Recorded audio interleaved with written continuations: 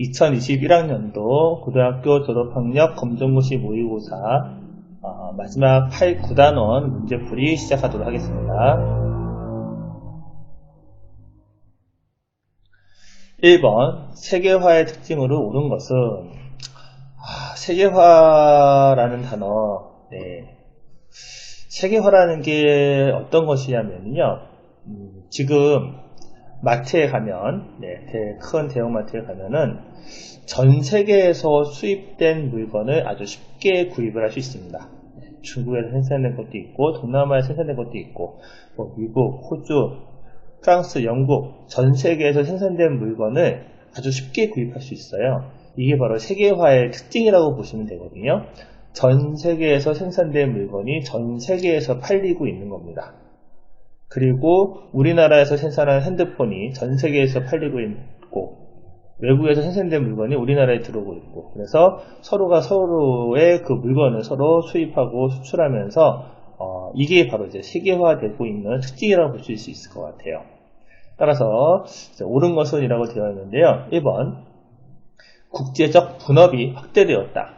분업이라는 게 일을 나누어서 한다는 얘기죠.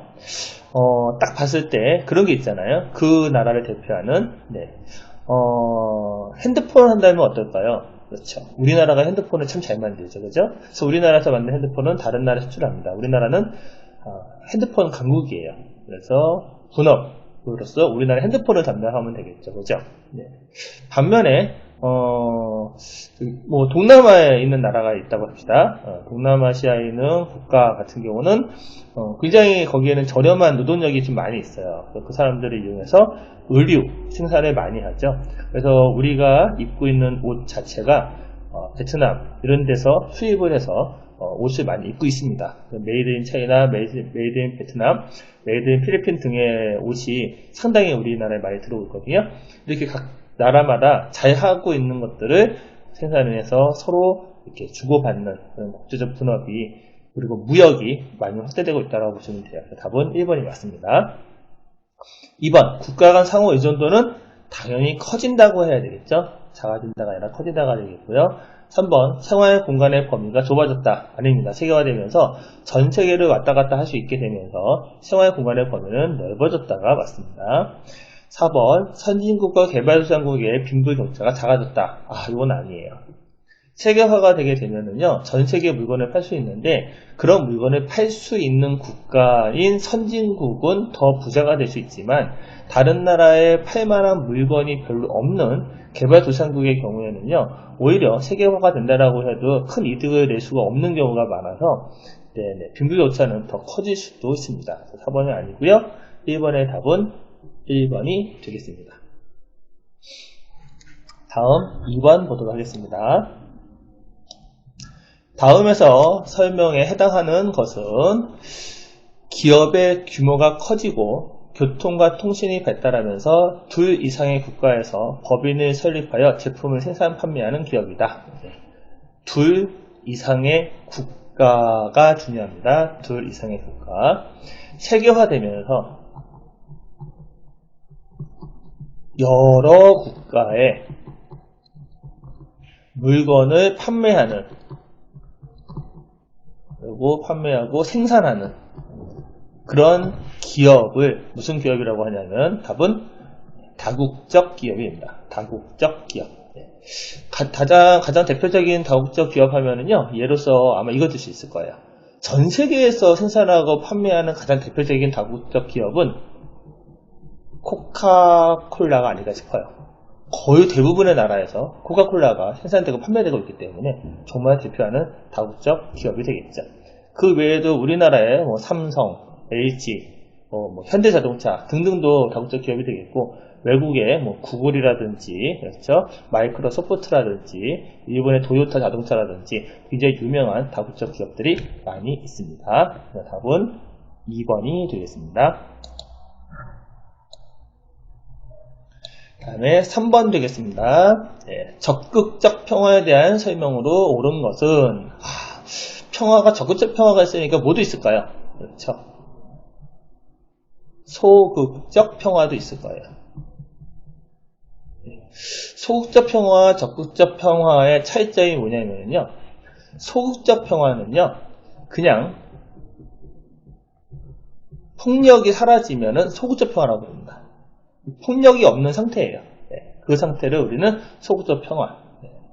그런데 적극적 평화는요, 단순히 폭력이 없는 상태뿐만이 아니라 일단 문화적으로 다른 사람을 폭력하는 문화가 없어야 되고, 구조적으로도 다른 사람을 폭력할 수 있는 사회 구조가 없어야 된다라고 보는 것을 우리는 적극적 평화라고 합니다.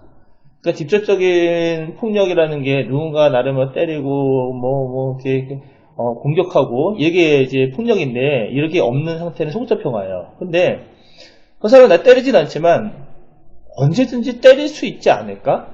저 사람이 굉장히 힘이 세고 나보다 힘이 높은 사람인데 나는 저 사람 앞에서 춤도 못 추겠어. 이 상태가 계속 되다 보면은 직접적인 폭력은 없더라도 언젠가는 폭력이 터질 수도 있는 상황이 될 수 있거든요. 그래서 이런 상황, 네, 그래서 문화적, 구조적 상황에서 폭력이 존재할 수도 있는 그 상황 자체가 사라진 상태를 우리는 적극적 평화라고 볼 수가 있을 것 같아요. 그래서 옳은 것은 답은 4번이 됩니다.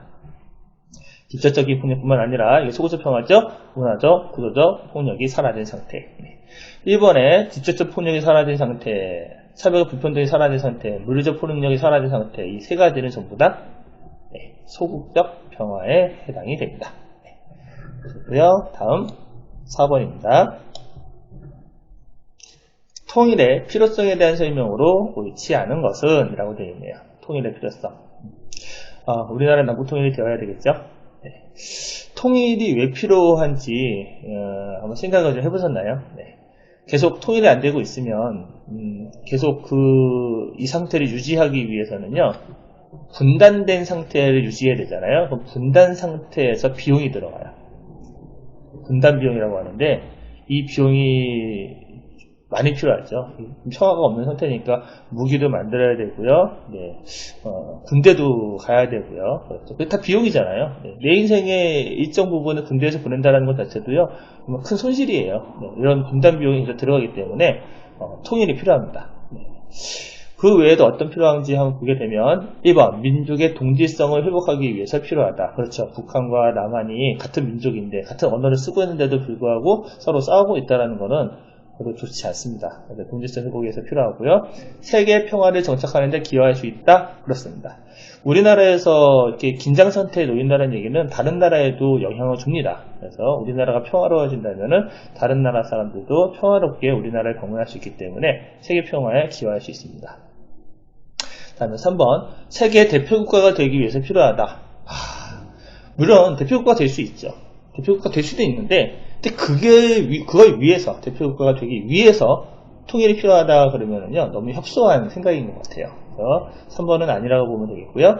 4번 분단에 따른 민족 구성원의 고통을 감소시킨다. 네, 그렇습니다. 지금 이제 이산가족 문제도 아직 남아있고 서로 이렇게 싸우고 있는 상태에서 서로와 서로 적대시하면서 고통이 많이 증가되고 있는 상태이기 때문에 이걸 감소하는 효과도 분명히 통일의 필요성에 있다고 봅니다. 그래서 4번의 답은 3번이 되겠습니다.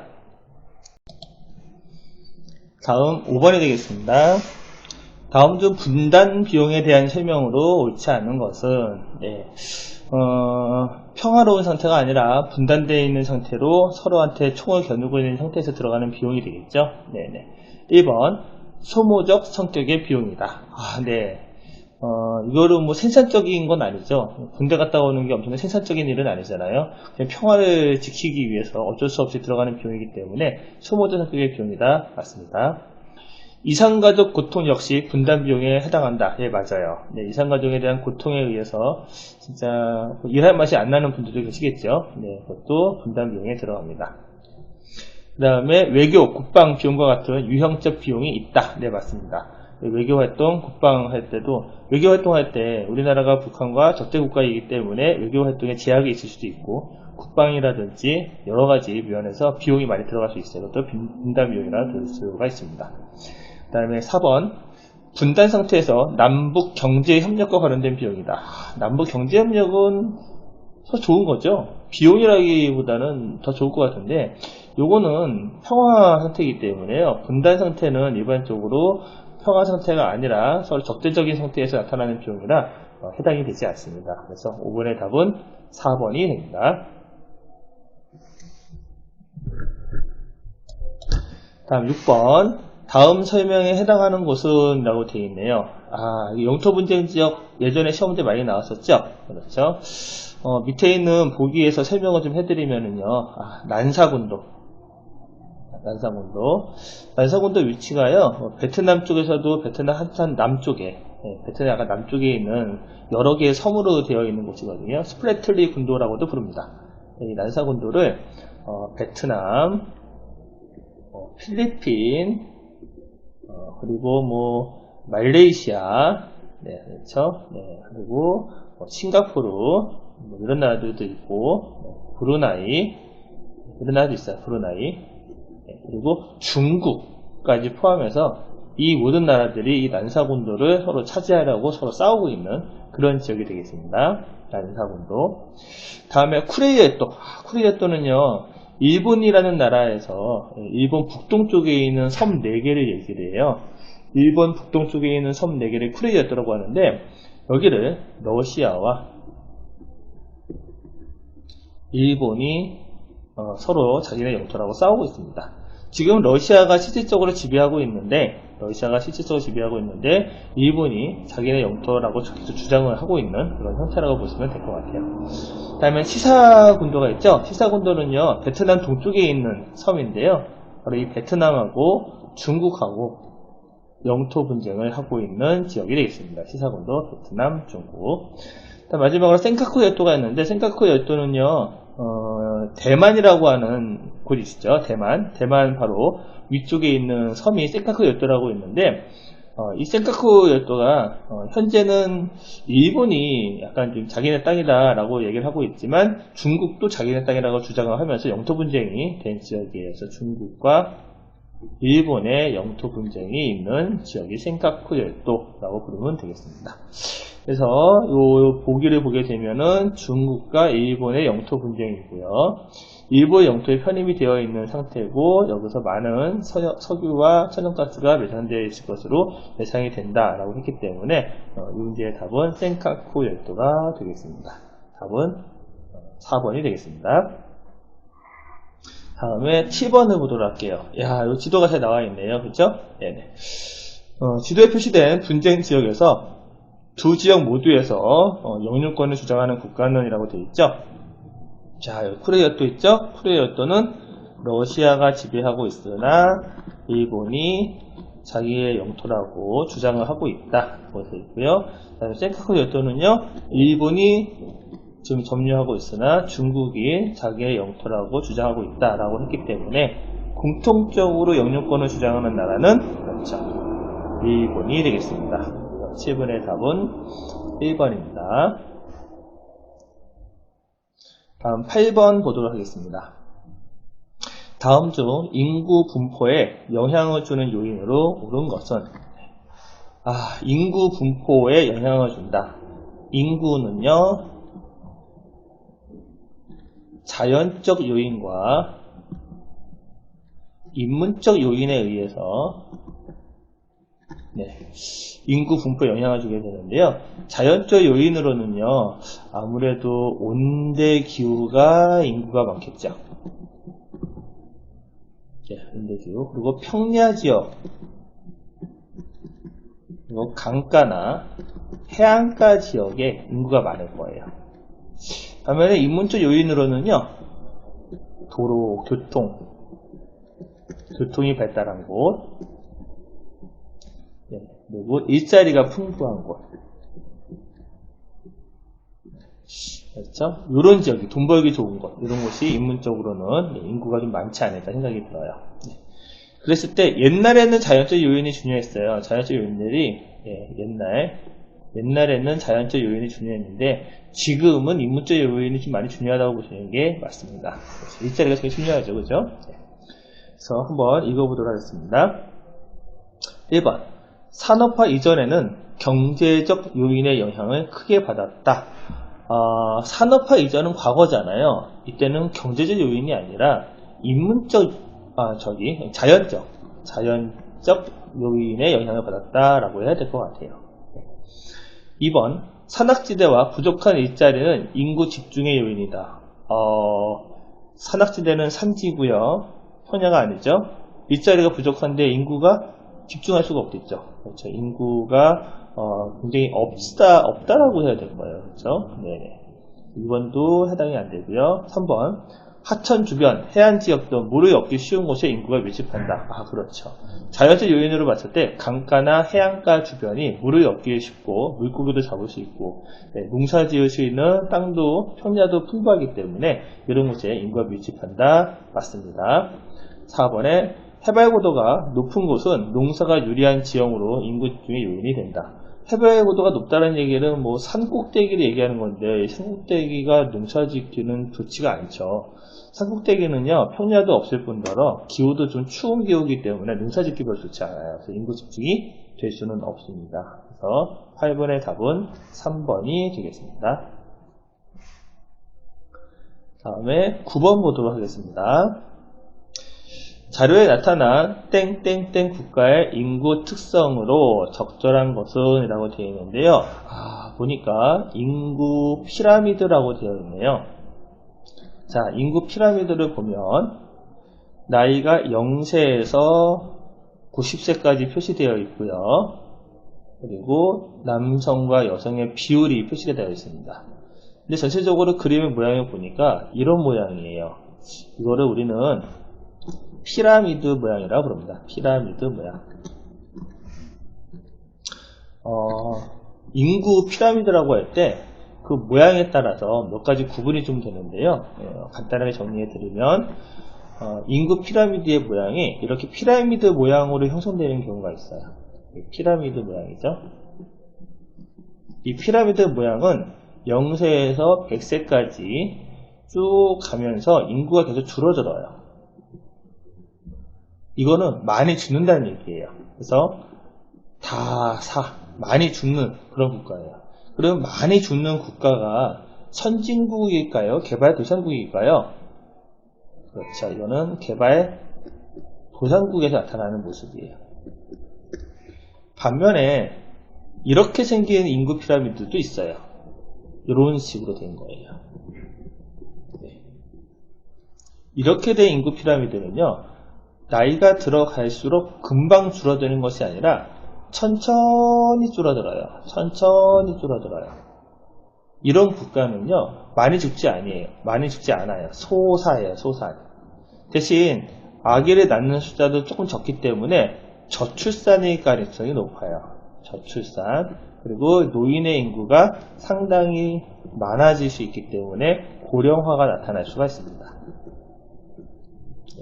그래서 노인 인구가 많고 저출산이 나타날 수 있는 이런 국가는 주로 선진국에서 많이 나타납니다. 그렇다면은 오른쪽에 이 9번 문제에서의 인구 피라미드는 어디에 가깝나요? 피라미드에 가깝죠. 따라서 이거는 개발도상국이 돼요. 개발도상국의 특성을 찾아라 라고 하는 문제가 되겠습니다. 그래서 개발도상국은요, 아기를 많이 낳기 때문에 기업, 출생률이 높다. 맞습니다. 하지만 많이 아기를 낳아도 점점 아기가 많이 죽기 때문에 사망률도 어떻게 될까요? 사망률이 높다. 그렇죠? 네네. 이용도 맞습니다. 그리고 지금 기대 수명이 높다. 그렇지 않죠. 잘 죽을 가능성이 높기 때문에 다사이기 때문에 많이 죽어요. 많이 사망할 수 있기 때문에 기대 수명은 낮은 편이에요. 해당이 안 되고요. 그 다음에 총 인구가 감소한다. 인구 감소하지 많이 죽는다고 해서 인구 감소하는 건 아닙니다. 굉장히 많은 아기를 낳고 있기 때문에 총 인구는 조금씩 늘어나고 있는 게 맞습니다. 그래서 리을이 틀렸어요. 오히려 총 인구가 감소할 수 있는 국가는요, 선진국의 경우 총 인구 감소할 수가 있습니다. 왜냐하면 저출산 때문에 그래요. 네, 그렇죠. 그래서 9번의 답은 기억, 니은 1번이 되겠습니다. 다음 10번 문제입니다. 표를 분석한 내용으로 옳은 것은 이라고 되어 있네요. 표 분석 문제는 조금 어려울 수 있거든요. 아마 잘 읽어보셔야 될 것 같아요. 근데 아주 중요한 게 오른쪽에 있어요. 고령화 단계. 꼭 외워두셔야 돼요. 예전에 한번 설명해 드린 적이 있습니다. 고령화 사회는 노인 인구 비율이 7에서 14, 고령 사회는 14에서 20, 초고령 사회는 노인의 인구 비율이 20% 이상. 네, 이렇게 되는 거죠. 이거 가지고 이제 분석을 하게 되면, 초고령 사회가 하나 있네요. 여기, 네. 20.9잖아요. 이게 초고령 사회라고 보시면 되겠고요. 그 다음에 이제 고령 사회에 해당하는 거는 14에서 20이죠. 그러면 고령 사회는 여기 14.7. 이게 고령 사회가 되겠네요. 그렇죠? 14 고령 사회. 그 다음에 고령화 사회. 고령화 사회는 7에서 14잖아요. 그러면은 여기가 있고요. 네, 여기가 있네요. 네, 여기 있고 여기도 있네요. 네, 여기까지는 고령화 사회가 되겠습니다. 용촌도 있군요. 그죠? 노란색은 고령화, 주황색은 고령, 빨간색은 초고령 사회가 되겠네요. 다음 중 옳은 것을 골라보도록 하겠습니다. 도시의 노인 인구 비율은 감소하고 있다. 도시의 노인 인구 비율은 3.6, 5.5, 9.2. 감소하고 있는 게 아니라 증가하고 있네요. 네, 해당이 되지 않습니다. 우리나라는 2000년에 초고령 사회는 20%가 넘어야 되는데 2010년 농촌에서만 나타나는 거네요. 그렇죠? 이것도 해당이 되지 않습니다. 2010년 노인 인구 비율은 도시가 농촌보다 높다. 노인 인구 비율을 보니까 도시가 9.2죠? 농촌은 20.9예요. 도시가 농촌보다 낮네요. 높지 않습니다. 네. 그 다음에 4번 도시와 농촌의 노인 인구 비율 격차는 점점 커진다. 격차는 차이를 보면 되죠. 9.0과 3.6의 차이는 약 한 5.4 정도 될 것 같아요. 14.7과 5.5의 차이는 한 9.2 정도 될 것 같아요. 20.9와 9.2의 차이는 10이 넘어가네요. 네. 5.4. 네. 그 다음에 여기는 9.2. 네. 그렇죠? 네. 그 다음에 여기는 10이 넘어가요. 점점 커지고 있네요. 맞습니다. 점점 커지고 있다. 그래서 10번의 답은 4번입니다. 도표를 묻는 문제는요, 꼼꼼하게 하나씩 도표를 보면서 읽을 수 있어야 되기 때문에 어려운 문제니까요. 네, 자주 이 문제를 연습해 주는 게 좋습니다. 본인이 가지고 있는 문제집에서 문제풀이를 해보면서 꼭 연습을 많이 해주세요. 아셨죠? 그리고 고령화 단계의 퍼센트에 따른 그 고령화 사회, 고령 사회, 초고령 사회는요, 반드시 암기를 해두셔야 되는 내용이 될 것 같아요. 아셨죠? 다음 11번 문제 되겠습니다. 이것도 그래프 문제네요. 네, 그래프 문제는 항상 집중해서 보셔야 될 것 같아요. 틀리기 아주 쉬운 문제거든요. 자, 그래프를 통해서 알 수 없는 것은 라고 되어 있네요.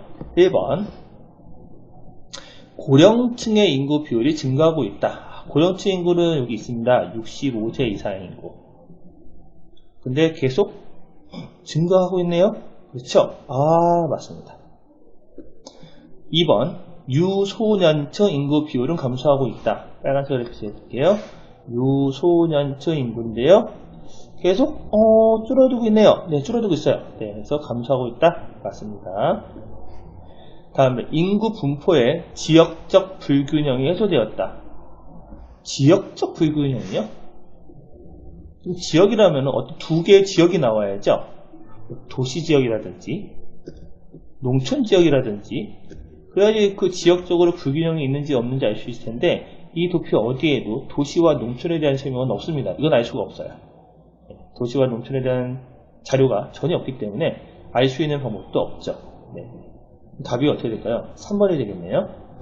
그 다음에 4번에 생산 가능 인구 비율은 2020년 이후 감소한다. 생산 가능 인구가 여기 있죠. 네. 2020년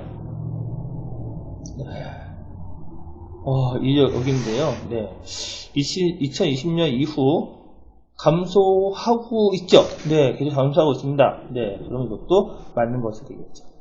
그래서 그래프를 또 잘 보고 읽을 수 있어야 문제를 푸실 수 있을 것 같습니다. 다음 12번 가겠습니다. 화석 에너지에 대한 설명으로 옳은 것은, 화석 에너지라고 한다면은요, 과거에 만들어진 에너지인데 지금 이제 쓰고 있는 에너지거든요. 예를 들면 과거에 식물이 죽어서 만들어진 석탄, 그리고 과거에 어떤 생물체가 죽어서 만들어진 석유와 천연가스가 대표적인 화석 에너지예요. 석탄, 석유, 천연가스. 네. 이때 석탄, 석유, 천연가스를 간단하게 설명을 하면은요, 석탄은요, 아시죠? 뭐 옛날에 연탄 많이 떼던 시절 그 석탄이 되는데, 이 석탄은 언제부터 사용을 시작을 했냐면은요, 아주 오래전에도 아마 사용한 적이 있다고는 하는데 본격적으로 사용했던 시대가 산업혁명 시기예요. 산업혁명. 이 산업혁명 시기가 언제냐면은요, 대략적으로 한 1800년 정도라고 생각하시면 돼요. 1800년. 이때부터 산업혁명이 일어나서 석탄을 본격적으로 사용하기 시작했습니다. 특히 이제 공장을 돌릴 때 석탄을 이용한 증기기관을 많이 사용했었죠. 이때 석탄을 많이 사용했었고요. 지금은 이 석탄을 어디에서 많이 쓰이냐면요, 제철공업에 정말 많이 써요. 제철공업. 철을 녹일 때 바로 많이 쓴다는 뜻이죠. 네, 그거 알아두시고요. 다음에 두 번째 석유. 석유는 이제 석탄과 다르게 석탄은 고체지만 석유는 액체로 되어 있잖아요. 네. 요거는 언제부터 많이 쓰이기 시작했냐면은 제2차 세계대전 이후에 많이 쓰이기 시작합니다. 세계대전. 요 시기가 약 한 1950년 정도라고 보시면 돼요. 이때부터 폭발적으로 석유를 많이 쓰기 시작합니다.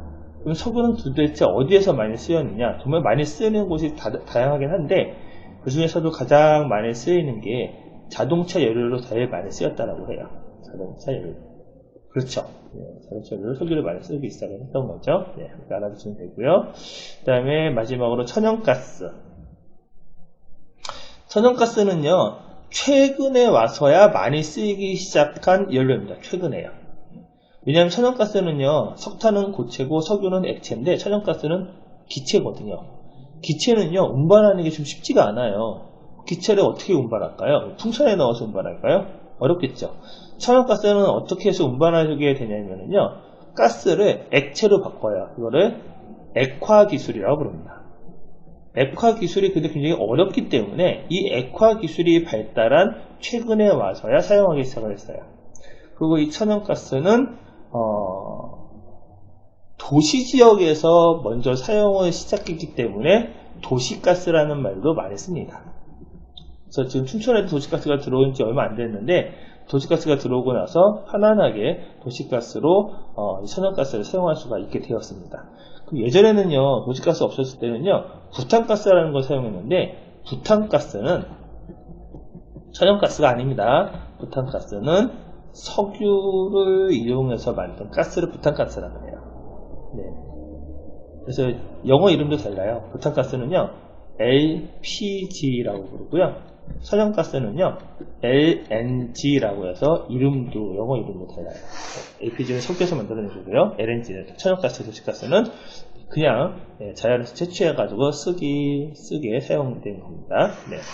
그래서 석탄, 석유, 천연가스가 좀 많이 다르다라고 알아두시고요. 문제를 읽어보면 1번 석탄, 석유, 천연가스는 화석 에너지다. 당연하지요. 1번이 되겠네요. 2번 석유는 18세기 산업혁명의 핵심 자원이다. 18세기 산업혁명은 석유가 아니라 석탄입니다. 그렇죠? 3번 석탄은 주로 자동차 비행기 연료로 쓰인다.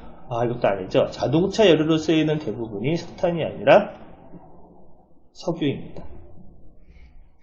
4번 천연가스는 액화 기술의 발달로 소비량이 감소가 아니죠. 액화 기술이 발달하면서 또 많이 쓰기 시작했기 때문에 증가라고 해야 될 것 같습니다. 그래서 12번의 답은 1번이 되겠습니다.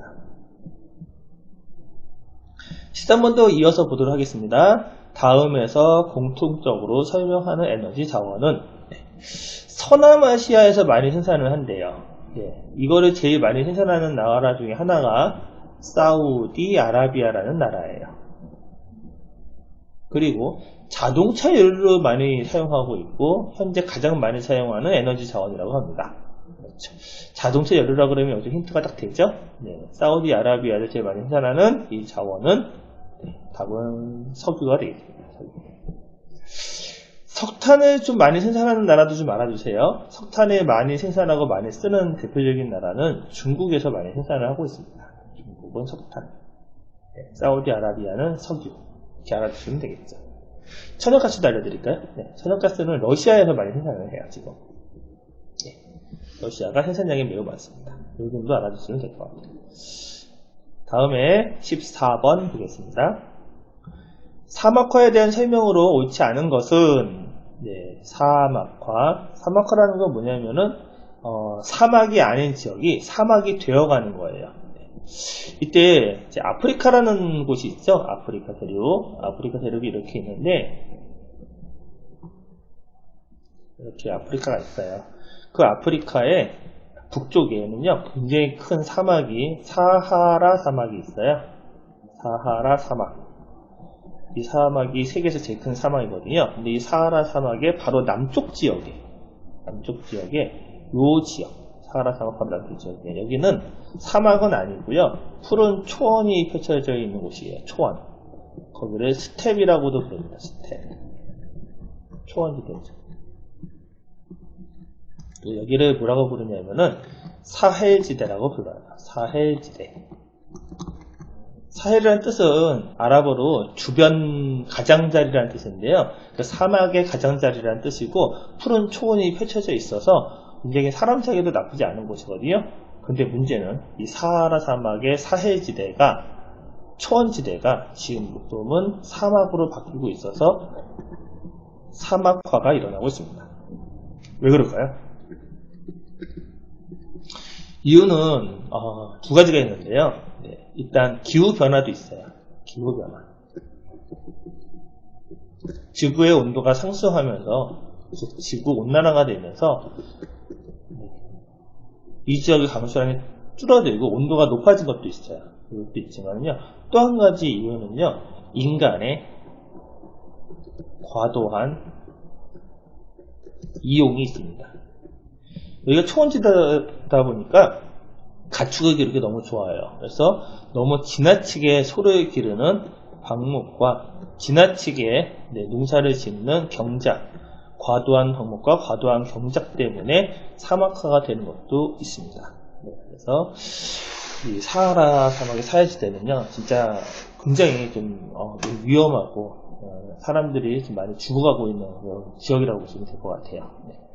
자, 그럼 질문을 읽어보면은요, 1번. 사막화에 대한 설명을 옳지 않은 것이죠. 가뭄, 지나친 방목이나 경작 등의 원인이다. 이거 사막화의 원인이 맞습니다.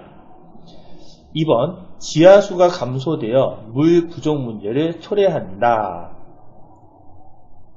지하수가 부족하면은 이 지하수를 사람들이 너무 많이 이용한 것도 있거든요. 그래서 물 부족이 되고 그래서 사회지대가 더 사막화될 수도 있습니다. 이것도 맞고요. 3번, 건조기후 지역보다 수분기후 지역에서 주로 나타난다. 이건 아니네요. 약간 건조한 지역에서 사막화가 더 많이 일어나겠죠. 수분기후보다는요. 이거는 해당이 안 되니까 답은 3번이 되겠고요. 4번, 토양이 생산 능력을 상실하면서 사막화 같은 상태가 되는 것을 말한다. 네, 이거 맞습니다. 인간이 이 초원지대를 이용해서 농사를 짓게 되는데요.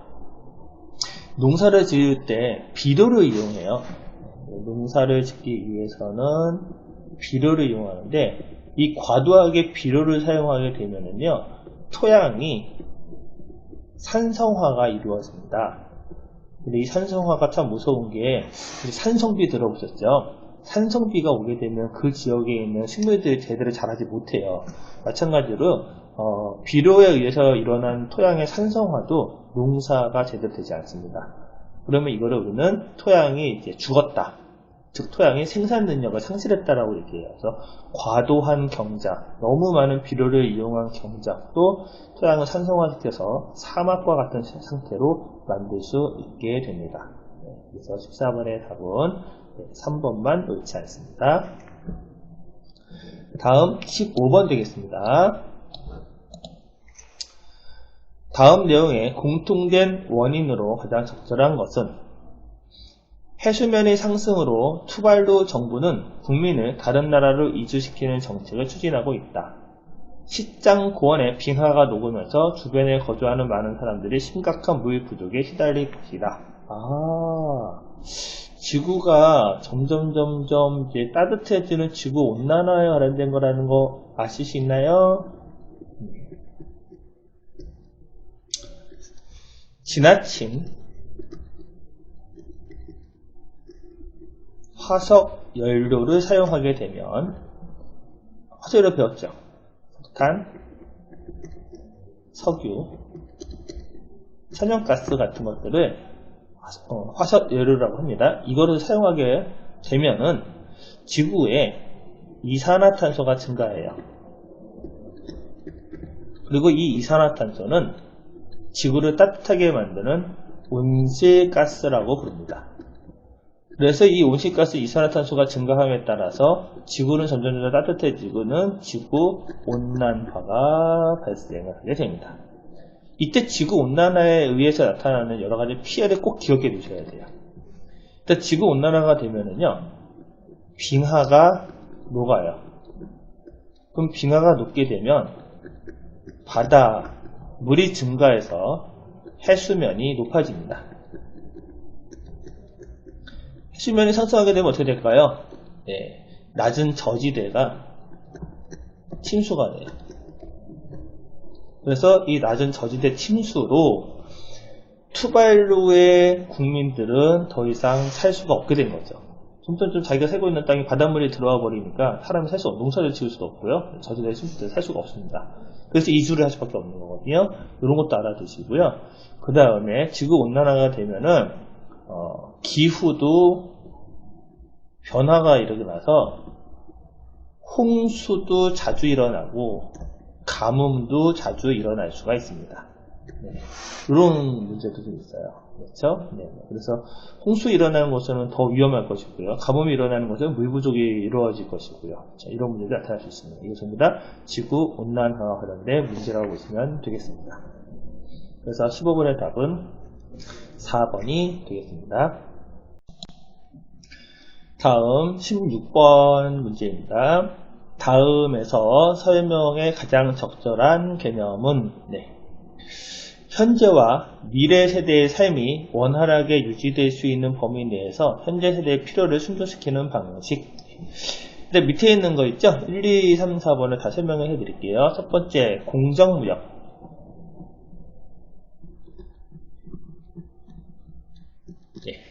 이 공정무역이라는 건 뭐냐면요, 우리가 외국에서 물건을 가지고 오는 무역 활동을 할 때 값싼 물건을 수입하는 것이 아니라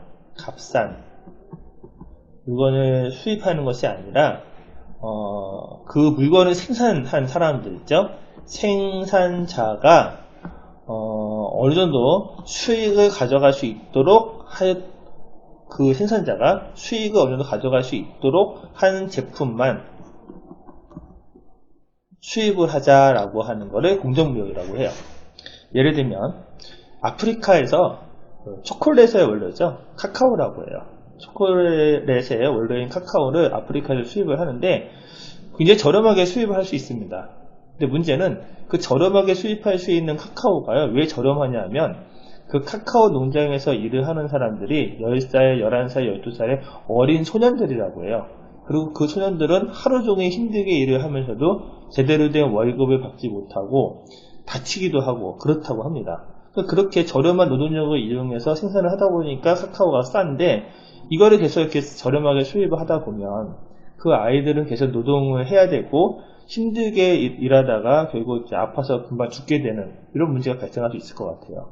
차라리 값싼 게 아니라 좀 비싸더라도 그런 아이들에 대한 좀 학습이나 이런 것들을 좀 지원해주고 아플 때 좀 치료도 해주고 너무 싼 값으로 이를 부려먹지 않는 그런 공정한 무역으로 이루어진 제품 카카오를 수입하는 게 바람직하다고 보는 거죠.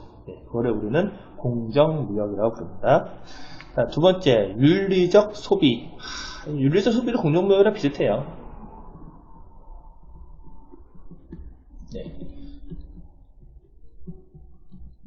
착한 기업거를 이용을 해야 된다. 그렇죠? 다른 사람들한테 피해를 주는 그런 기업이 아니라 착한 기업거 이용을 해야 된다. 그리고 내가 소비하는 거에 의해 가지고서는 누군가가 그거를 이제 안 좋은 일을 행동한다거나 그런 기업들이 있잖아요. 그런 행동 아니면은 내가 만약에 소고기를 먹는다고 하는데 그 소를 아주 그냥 잔인하게 다루는 그렇죠? 그리고 뭐 내가 모피로 된 옷을 입는데 그 모피 가죽을 얻기 위해서 동물들을 학대하는 이런 기업과는 사용하면 안 될 것 같아요. 그런 것도 윤리적 소비라고 보시면 될 것 같아요.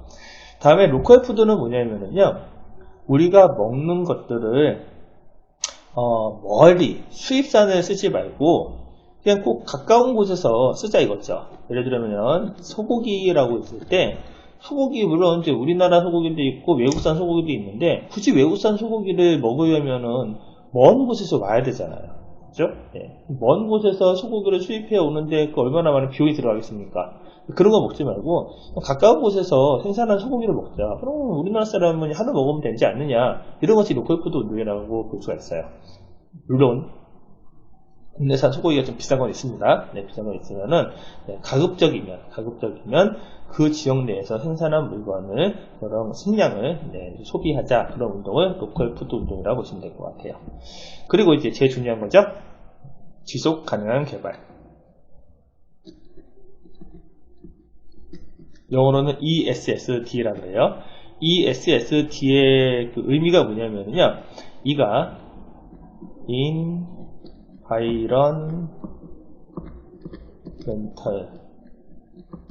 environmentally, S가 sound, 그다음에 sustain, 그다음에 development.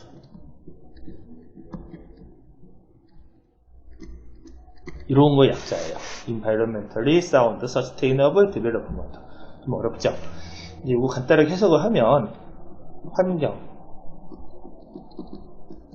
환경의 소리, 지속적인 발전, 이런 뜻이에요. 우리 사회는 지속적으로 발전해야 됩니다. 단, 환경의 소리를 들으면서, 즉 환경을 해치지 않으면서 발전해야 될 의무가 있어요. 왜냐하면 환경을 해치면 우리는 행복할지 몰라도 우리 후대 사람들은 불행하겠죠. 그 환경을 더러워진 거를 우리 후손들이 깨끗하게 해야 되니까 얼마나 힘들겠어요. 우리가 버린 쓰레기를 그 사람들이 그걸 청소를 해야 되잖아요. 그렇죠? 그래서 우리 세대가 미래 세대의 발전을 가로막을 수는 없다. 이게 지속 가능한 발전이 되겠습니다. 그래서 위에는 글을 다시 한번 읽어보면, 현재와 미래 세대의 삶이 원활하게 유지될 수 있는 범위 내에서 현재 세대의 필요를 충족시키는 방식이다. 환경을 파괴하는 방식이 아니라 환경을 계속 유지하면서 개발하는 것을 지속 가능한 개발이라고 합니다. 그래서 16번의 답은 4번이 되겠습니다. 다음 17번입니다. 다음 대화에 등장하는 지역은, 이 국제 분쟁 지역에 대한 그런 내용이 되겠네요. 이 지역은 힌두교와 이슬람교 간의 종교적 갈등이 매우 심각해. 그래서 국제연합의 중재로 분할 통치를 하고 있지만 분쟁이 끊이지 않고 있어. 힌두교와 이슬람교 간의 종교적 갈등이 매우 심각해 라고 되어 있죠. 여기가 인도라고 하는 나라가 있어요. 여기 생겼거든요. 인도. 그리고 인도 왼쪽에는 파키스탄이라고 하는 나라가 있습니다. 파키스탄. 이 두 나라 사이에 북쪽 지역에 빗금침 지역이거든요. 이 지역을 우리는 카슈미르라고 불러요. 카슈미르. 문제는 이 카슈미르에 사는 사람들 중에서 한 절반 정도는 힌두교를 믿고 있고 절반 정도는 이슬람교를 믿고 있다는 거예요. 문제는 파키스탄은 이슬람교로 만들어진 나라고요. 인도는 종교가 힌두교 국가예요. 그러면 카슈미르 사람들은 한 절반 정도는 이슬람교고 절반은 힌두교다 보니까 참 애매해요.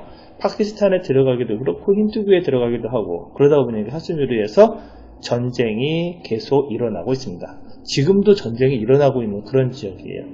여기 가지고 카슈미르를 두고 파키스탄과 인도가 싸우고 있기 때문에 두 나라는요, 안타깝게도 둘 다 핵무기를 가지고 있어요.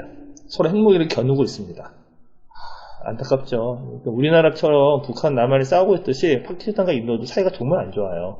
그래서 이 카슈미르 지역은 대표적인 분쟁 지역으로, 힌두교와 이슬람교 간의 분쟁 지역으로 유명한 지역입니다. 그래서 17번의 답은 2번이 되겠습니다. 그 다음에 18번, 지도에 표시된 지역의 분쟁 원인이 되고 있는 종교를 보기 위해서 고른 것은, 이것도 아주 좋은 문제네요. 그죠?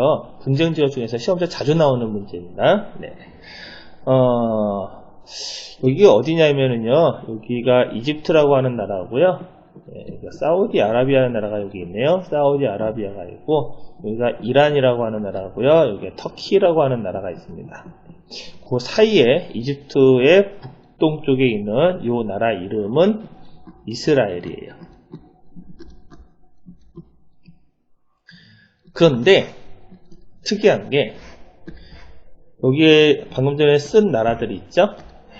이집트, 사우디아라비아, 이란, 터키 뿐만 아니라 그 주변에 있는 대부분의 나라들, 모든 나라들이 여기는 전부 다 이슬람교를 믿습니다.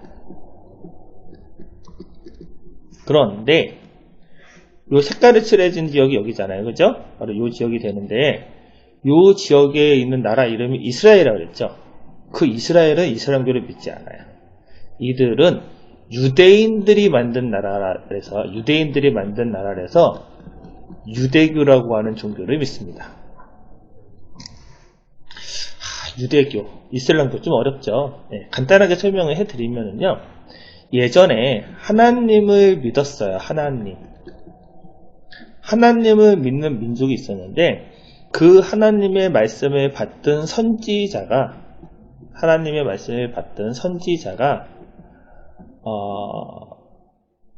모세의 기적이라고 있죠. 바닷물이 이렇게 갈라졌다고 하는데, 그 하나님의 선지자가 모세다라고 믿는 이 종교를 유대교라고 그래요. 유대교는요, 모세를 믿는 겁니다. 하나님은 똑같아요. 하나님을 믿는데, 그리고 이 하나님을 믿는데 선지자 모세가 있었지만 새로운 선지자가 나타났으니 그 선지자의 이름은 예수다라고 믿는 사람들이 등장을 했고, 이 종교를 우리는 크리스트교라고 불러요. 그리고 이제 마지막으로 등장을 하게 된 게, 하나님은 계신데 이런 선지자로 앞에 모세도 있었고 예수도 있었지만 마지막 선지자가 나타났으니 그 마지막 선지자가 무함마드이다 라고 이걸 믿는 사람들이 등장하게 되는데, 이거를 우리는 이슬람교라고 합니다. 그런데 거의 마지막에 등장한 게 이슬람교다 보니까 이 이집트, 터키, 사우디아라비아, 이란 이런 사람들은 전부 다 이슬람교를 믿고 있거든요. 네, 이슬람교를 믿고 있는데, 우리 유대인들은요 참 고생을 많이 했었어요. 옛날에 홀로코스트라고 해서 독일에서 히틀러한테 많이 죽임을 당했죠. 이렇게 전 세계적으로 흩어져 살면서 자신들의 문화를 유지하던 유대인들, 즉 모세를 믿는 유대인들이 전 세계에 흩어져 살다가 자기들의 원래 나라를 좀 만들고 싶다라고 해서 바로 이 땅, 이스라엘 땅을 영국으로부터 돈을 주고 샀어요. 이 지역이 영국의 식민지였던 적이 있어서 영국에 돈 주고 샀는데, 그리고 나서 나라를 만든 게 이스라엘이거든요. 근데 문제는 영국으로서 돈을 샀으니 돈은 영국이 받았을 것이고, 이 지역에 살고 있는 그 이슬람교를 믿는 사람들은 돈 한 번도 받지 못했죠. 그리고 유대인들은 들어와서 살면서 자기는 땅이라고 하면서 여기 살고 있던 사람들 다 내쫓았는데, 그 내쫓은 이슬람교를 믿는 사람들, 이슬람교를 믿고 이 지역에서 원래 살고 있던 사람들을 팔레스타인이라고 불러요. 팔레스타인. 이 팔레스타인 사람들을 다 내쫓아버린 겁니다. 유대인들이요. 그래서 이때부터 이 이스라엘과 팔레스타인 간의 분쟁이 발생했는데, 이거를 팔레스타인 분쟁 지역이라고 부르게 된 거예요. 따라서 팔레스타인 분쟁 지역은 두 개의 종교가 지금 싸우고 있는 게 유대교와 이슬람교가 되겠죠? 답은 4번이 됩니다. 참, 그래서 여기 대부분의 이슬람 국가지만 이슬람교를 안 믿는 국가는 이스라엘 하나라고 보시면 돼요. 유대교를 믿는 그런 국가라고 보시면 되겠습니다. 여기 분쟁 지역에 대한 문제는요, 나중에 교재에서 꼭 주요 분쟁 지역을 지도서에서 확인하고 내용도 잘 읽어보시고 정리를 꼭 해두셔야 되겠습니다. 다음에 19번 보도록 하겠습니다. 밑줄 친 기억에 대한 설명으로 옳지 않은 것은, 기억, 지속 가능한 발전. 방금 전에 우리 배웠죠? 이 SSD, 지속 가능한 발전을 위해서는 경제 성장, 사회 안정과 통합, 환경 보존이 균형을 이루어야 한다라고 되어 있어요. 그렇죠. 경제도 성장해야 되겠지만 사회 안정과 통합, 환경 보존이 균형을 이루어야 된대요. 그렇죠? 그래서 지속 가능한 발전을 위한 설명으로 옳지 않은 것은 1번, 환경 파괴를 최소화하고자 한다. 그렇죠. 환경이 파괴되면 우리 후손들이 힘들 거예요. 그래서 환경 파괴를 최소화해야 되고요. 경제의 빠른 성장만을 우선시한다. 이건 아니죠. 경제 성장도 해야 되지만 환경 보존도 해야 됩니다. 그래서 이건 해당이 안 되고요. 3번, 계층 간 형평성을 고려하여야 한다. 이거 맞습니다. 왜냐하면 잘 사는 사람들도 있고 못 사는 사람들이 있는데, 못 사는 사람들한테 너무 환경 보존을 해야 된다 해서 개발을 못하게 하면 못 사는 사람들은 얼마나 힘들겠어요. 그것도 형평성을 고려를 해야 되고요. 다음에 4번, 한정된 자원을 남용을 억제하고자 한다. 남용이라는 게 이런 뜻이에요.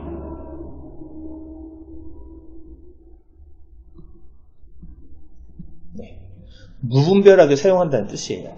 석유 자원이 언젠간 고갈이 되잖아요. 이거를 또 무분별하게 사용하게 된다면 그게 남용이 되죠. 그 석유는 우리가 무분별하게 사용해서 남용을 하게 되면 우리 후손들은 아마 석유를 사용하지 못하게 될 겁니다. 아껴서 사용하는 게 중요하겠죠. 그래서 이것도 억제한다는 게 맞습니다. 19번의 답은 2번이 되겠습니다. 자, 마지막 문제입니다. 다음에서 설명하는 가장 적절한 개념은 무엇인가? 자동차, 냉장고와 같은 사물에 센서와 통신 기능을 내장하여 혁신적인 서비스와 제품을 제공한다. 와우. 이게 요즘에 이제 가능한 것 같은데, 선생님이 지금 이렇게 밖에 나와서 일을 하고 있습니다. 근데 집에 불을 켜고 온 것 같아요. 그러면 집에 가지 않는 이상 불을 끌 수가 없잖아요? 근데 앞으로는 그 집에 가지 않아도 불을 끌 수가 있대요. 어떻게 하냐고요? 집에 가지 않고 불을 끄는 방법. 핸드폰으로 버튼 하나 누르면은 불을 켜고 끄는 게 가능하다고 합니다. 이게 어떻게 가능하냐면, 집에 있는 전등을 이 핸드폰하고 서로 인터넷으로 연결이 되어 있는 거예요. 그래서 세상의 모든 사물들을 인터넷에 연결시켜 놓고 원격으로 조작 가능하게 하자. 바로 이게 이 혁신적인 서비스의 핵심이거든요. 그래서 모든 사물의 전자제품에 인터넷을 연결해 가지고서는 원격 조작할 수 있도록 하는 것, 이거를 우리는 사물 인터넷이라고 부릅니다. 사물 인터넷. 정말 좋겠네요. 이렇게 되면은요, 그냥 말 한마디면 뭐 모든 걸 할 수가 있지 않을까요? 그렇죠? 그냥 요즘에 그 있죠?